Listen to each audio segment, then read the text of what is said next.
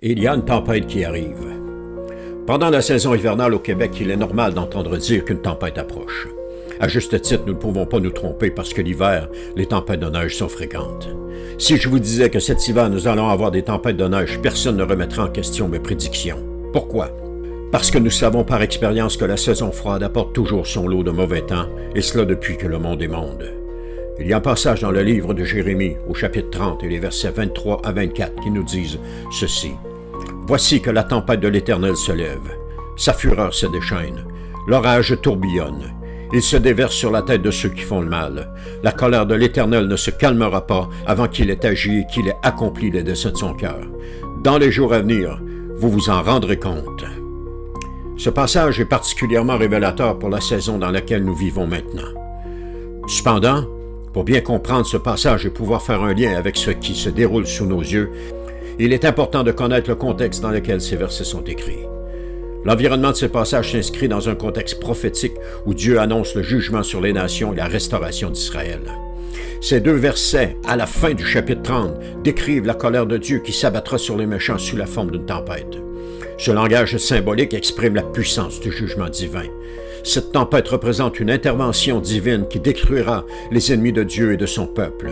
Le prophète Jérémie souligne que ce jugement ne sera ni interrompu ni détourné avant que la volonté de Dieu ne soit pleinement réalisée.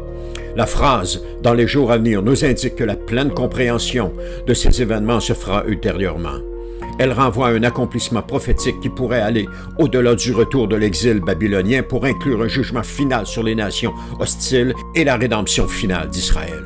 Ces versets reflètent donc à la fois la justice de Dieu envers les méchants et sa fidélité envers son peuple. C'est un thème récurrent dans les prophéties de Jérémie. Ces passages invitent les croyants à se confier dans le plan divin, même s'il semble parfois mystérieux ou difficile à comprendre immédiatement.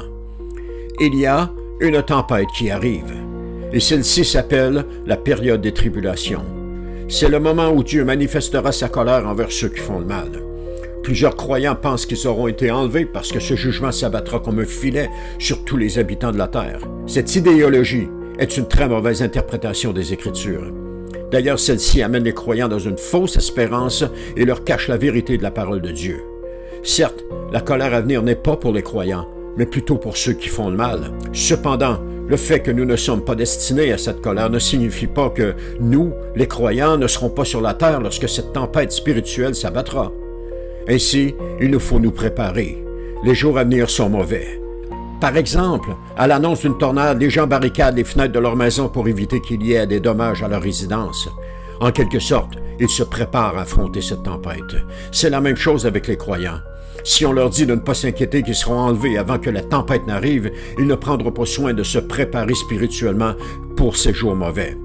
Malheureusement, nombre de prédicateurs enseignent cette fausse doctrine en mentionnant aux gens qu'il n'est pas nécessaire de se préparer parce qu'ils seront enlevés auparavant. C'est une falsification de la parole de Dieu.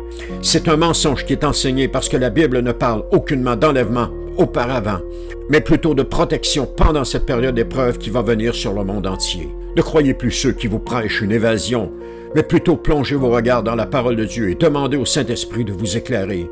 Il l'a fait pour moi et pour plusieurs autres, et il le fera pour vous aussi, j'en suis convaincu.